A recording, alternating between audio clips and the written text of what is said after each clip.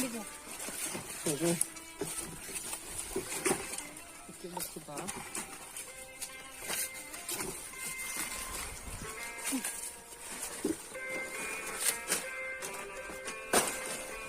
అది కొండరా తిరిగేద్ది అది తగిలియా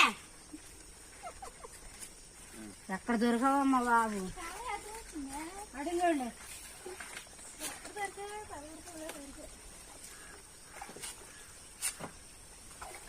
గేట్ల దగ్గర చేసి